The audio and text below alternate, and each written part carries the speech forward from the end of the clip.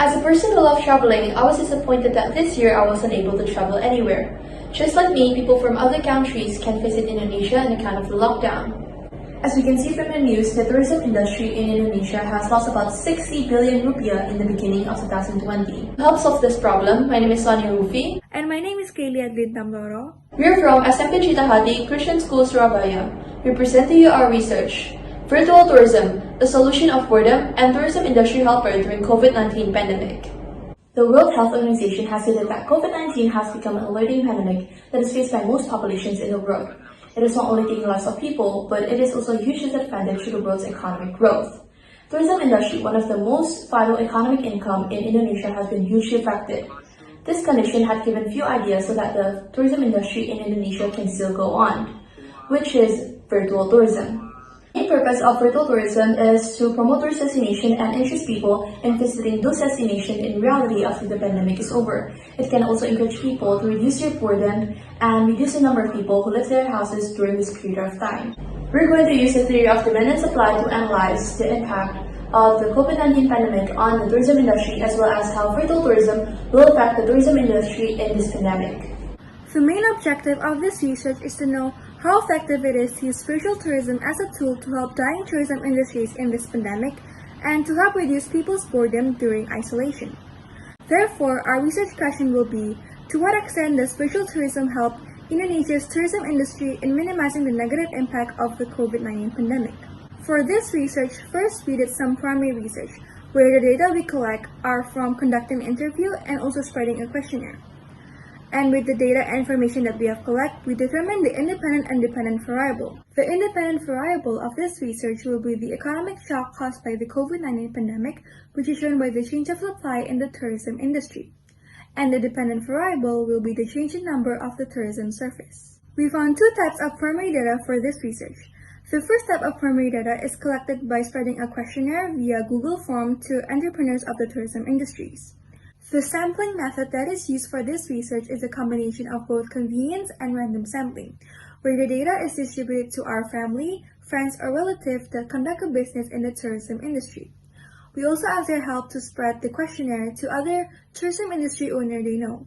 The second type of primary data that we collect is by conducting an interview with the owner of Virtual Tour Indonesia, Mr. Norman, to gain more insight and information about virtual tourism.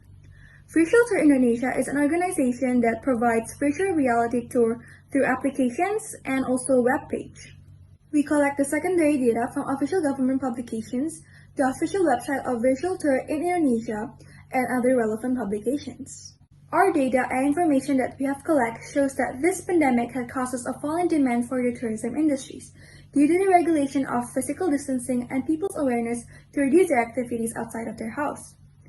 Compared to 2019, the percentage of tourist arrivals in Indonesia had dropped as much as 88.82%, and the amount of foreign tourist arrivals through 20 main point entries had dropped as much as 3,200. This means that there is a fall in demand, which means that the demand curve shifts to the left, from D to D1.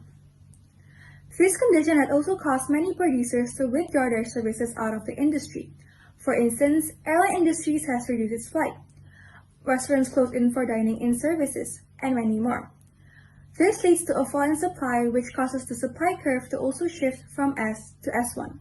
A fall in demand and supply will cause the quantity of tourism services to also fall. Therefore, Q also shifts to Q1. From the data that we have gathered through the questionnaire, it shows that the income received by the tourism industries before the pandemic and during this pandemic has dropped drastically.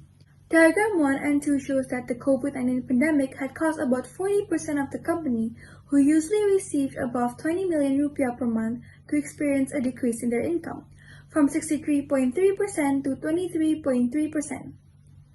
The drastic fall in income is also shown by the increase in percentage of firms who usually receive less than 1 million rupiah per month, from 3.2% to 33.3%.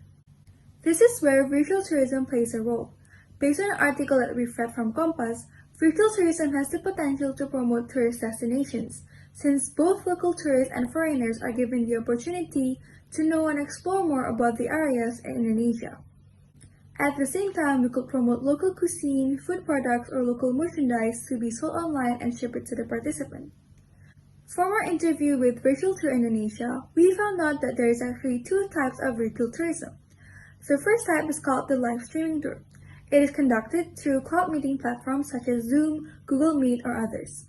It allows the participant to interact directly with the local tour guides, and the committee could also directly promote their products to be sold and shipped online. The second type is called the virtual reality tour. It does not provide engagement in the form of a meeting.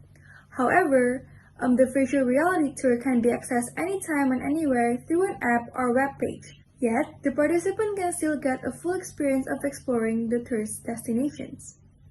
This is an example of a 360 virtual reality tour in Dubai.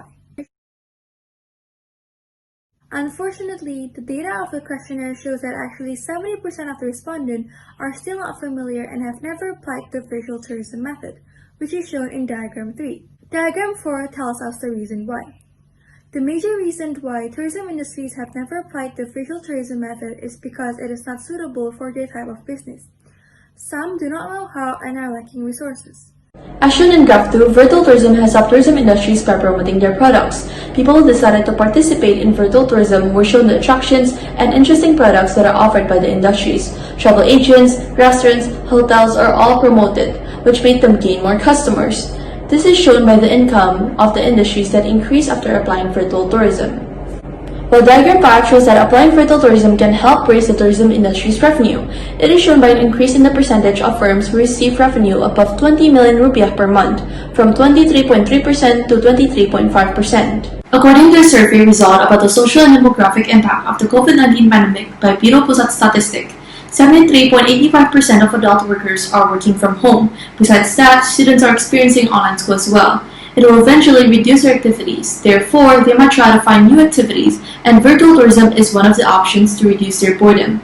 It is shown by the result of the questionnaire that most of the participants of virtual tourism are teenagers, college students, and adults, which are people with high mobility. Nevertheless, the big picture of virtual tourism idea is not only an alternative during this pandemic. The hope of having both the live streaming tour and virtual reality tour is to introduce the tourism industries of Indonesia further. It provides information digitally so that in the future all the tourists will easily access information. It is also useful as a form of promotion that will integrate those who have no idea about all the potential that Indonesia tourism has. Besides, a virtual reality tour could also be useful as an educational tool to introduce culture, history, demographic, and geographic information for students. It is a useful digital learning tool for teachers to share with their students. In conclusion, virtual tourism can help tourism industries in restraining the negative impact of the COVID-19 pandemic. Their products can be promoted through virtual tourism to gain more customers. Moreover, virtual tourism can not only be used during the pandemic, but can also be used after the COVID-19 pandemic. Not only does it help the economy in the tourism industry, but it can also be a useful tool for education.